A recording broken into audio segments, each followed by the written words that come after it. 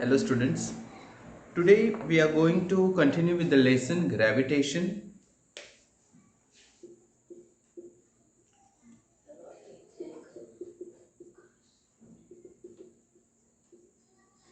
We have already started this chapter. What we are going to do today is, in the last session we had covered, the last topic that we had covered was force and pressure, okay, or thrust and pressure. So we are going to continue with that. I'm just going to revise thrust and pressure and then we will move on to the new topics. So what is thrust? If you remember, thrust is a force, okay, applied because of the weight of that object, because of the mass of that object, okay. So suppose there is a block, okay, let it be called as A, and mass of A is 2 kg, okay. And gravity, as you know, on earth, if we are going to do this experiment, then gravity is 9.8 meters per second square. Now, how do we find thrust? Thrust is a kind of force only which is being applied because of the weight of the object, right? So, the thrust will be, F will be mass times gravity. So, mass times gravity. So, this will give you 2 kg multiplied by 9.8 meters per second square, and this will give you 19.6 newtons, because this is a kind of force. So, the unit of force is Newton. So the thrust of the object with the mass 2 kg is 19.6 newtons. Okay. Then after this, the next topic that comes is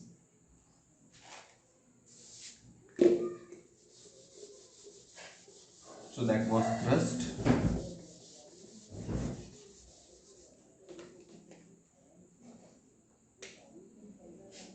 We learned about thrust. Okay. So the next topic is pressure. What is pressure? Pressure is force per unit area or thrust per unit area. So pressure is force per unit area. Okay, so the unit of pressure will be what? The standard unit is pascals. So this can be also written as Newton per meter square. Newton per meter square. That can be also a unit of pressure, but generally what we use for pressure is Pascal. Okay, named after a scientist, Pascal. Okay, because he has great contribution in fluid mechanics. Fluid mechanics में Pascal का बहुत contribution है, and that's why we have dedicated this unit for his name. Okay, so yes, the unit of pressure is Pascal. Let us move on to the next topic. So after thrust and pressure, the topic that we are going to study is density. Okay, so let me write it here, density. So what is density?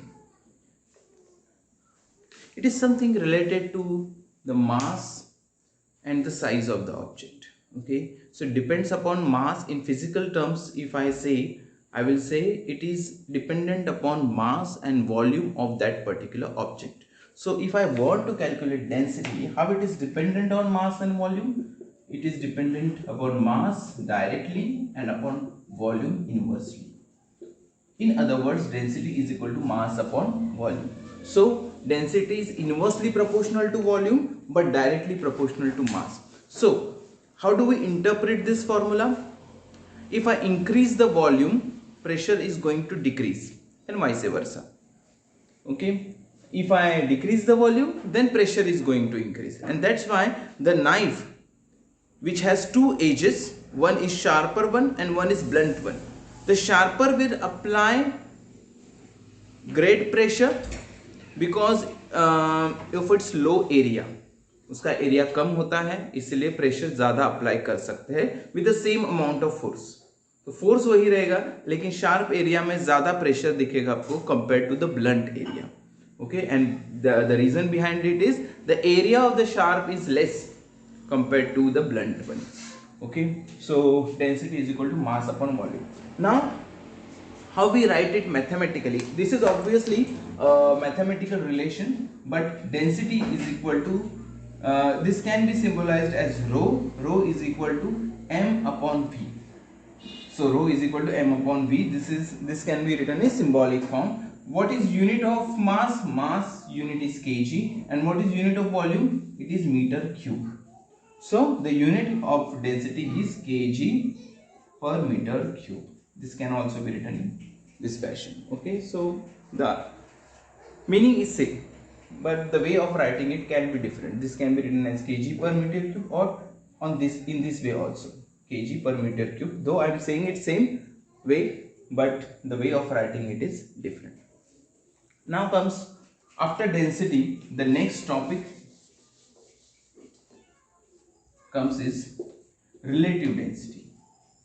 Relative density. Relative density, as the name suggests, it is something related to density only, but here we compare it with something. Okay, and that something is water at 4 degrees Celsius. So density, relative density is equal to rho of a particular substance which we don't know, divided by rho of, that is density of water at 4 degrees Celsius. Now for your information, density of water at 4 degrees Celsius is 1000 kg per meter cube. Okay, so if the density of the substance is say 4000 kg per meter cube, okay, then what you have to do, the units will get cancelled because they are same. 3 zeros will get cancelled, so the answer will be 4. So here I can write it here also. This will be 4 kg per meter cube. So that is not used. This is a great mistake that I have done. Okay, you don't do this during exam, never. Relative density doesn't have any unit because we have already cancelled them. Both the parameters have same unit, so they got cancelled, and what comes out to be is simply a number. Relative density को कोई भी unit नहीं होता. जो मैंने गलती से लिखा था वो गलती आप एग्जाम में बिल्कुल करना नहीं है, because it will reduce the marks of yours. Okay, so this is only a number because units have already been cancelled. So relative density is simply a value which is a sort of comparison between a substance density and the density of water. I hope you understood this. There is one more topic that is left, and that is buoyancy. Okay, buoyancy I am just going to describe in just giving you a total outline, but I am not going to go in detail in buoyancy. So every liquid, no matter what liquid it is, okay, it applies some force on, it has some force to it. Okay, it applies on whichever object is into it, and this was first found out by Pascal. So the law is, it starts with the Pascal's law. Okay, so what is Pascal's law? It is related to pressure of the fluids. Fluids का एक अपना एक pressure होता है और वो सभी जगह सेम होता है. If you put it in a container, for example water अगर कंटेनर में डालो तो वो हर जगह सेम प्रेशर अप्लाई करेगा. Okay, so this is what Pascal's law states.